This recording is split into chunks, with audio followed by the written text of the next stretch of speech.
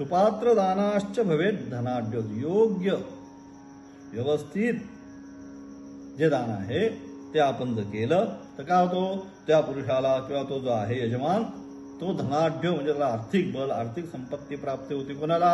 जो सुपात्र दान देतो म्हणजे योग्य व्यक्तीला योग्य दान जो देतो तो काय भविष्यामध्ये त्याच्याकडे सर्व संपत्ती त्याला प्राप्त होती.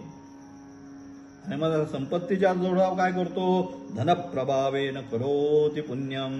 सांगितलं किती संपत्ती प्राप्त झाल्यानंतर त्या संपत्तीच्या प्रभावाने तो काय करतो, पुन्हा पुण्य आणखी दान करेल, आणखी काहीतरी भोजन करेल, आणखी काहीतरी धर्मशाळा बांधेल, आणखी काहीतरी चांगले उपक्रम करेल आणि काय करेल, आणखी त्यातून ते जे धन आहे सात्विक मार्गाने प्राप्त झालेले जे धन आहे त्या धनाच्या अनुषंगाने काय करेल, पुन्हा अधिक पुण्याची प्राप्ती करून घेईल.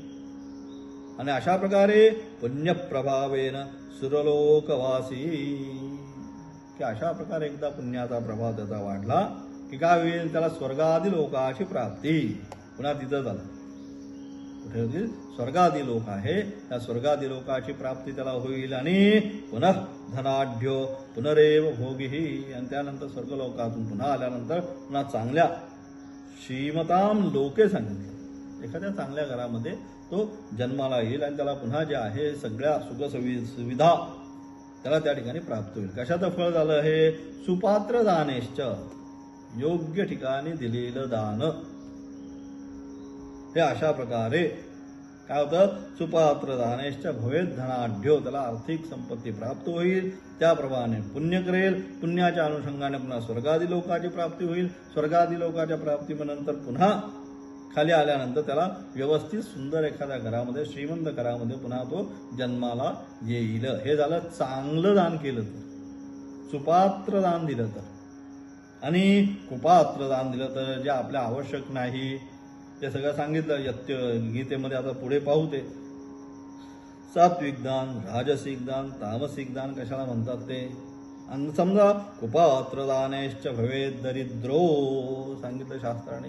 कुपात्र जे योग्य व्यक्ती नाही, काही नाही, त्याच्यामध्ये कुठलाही अधिकार नाही, अशा व्यक्तीला कुपात्र जे आहे त्यांना काय दिलं, समजा दान दिलं, काही तिथं हे नाही, योग्यता नाही, हे नाही, किंवा देणारी वस्तू सुद्धा काही कामाची नाही. मग अशी सांगितल्याप्रमाणे जे आपल्या कामाचं नाही ते उचलून देऊन टाकलं, मग काय होईल, त्याने कुपात्र दानाश्च भवेत दरिद्रो सांगितलं. त्या दानाने काय होईल, तो दरिद्रता त्याला प्राप्त होईल. नंतर दरिद्र दोषेन करोति पापम. एकदा मनुष्य दरिद्री बनला की मग काय त्याला पुण्य पापात्मक विचार राहत नाही, पापाकडे जास्त प्रवृत्ती त्याची होत जाते. आणि म्हणून अशा प्रकारे दरिद्र दोषेन, पहिलं काय कुपात्र जर दान केलं, वाईट दान दुसऱ्याला देत राहिलो तर आपल्याला वाट्याला काय येणार आहे, दरिद्रता प्राप्त आहे. त्या दरिद्रीतून पुन्हा पापाकडेच वाटचाल होणार आहे. एका पाप कर्म वाढल्यानंतर पाप प्रभावात नरकलोक प्राप्ती ही. एकदा तुमचं पापकर्म वाढलं की तुम्हाला काय स्वर्गलोकामध्ये जागा मिळणार, पुढं नरकलोक जो आहेच सगळ्यांचे पापासाठी त्या ठिकाणी बसलेले यमराज, त्या नरकलोकाची तुम्हाला प्राप्ती होणार आहे. आणि त्यानंतर पुन्हा दारिद्र्य पुनरेव पापी.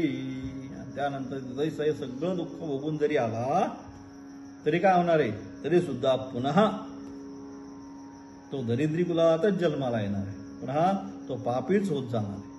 म्हणजे एवढा फरक आहे कशामध्ये, सुपात्र दान आणि कुपात्र दान, योग्य दान आणि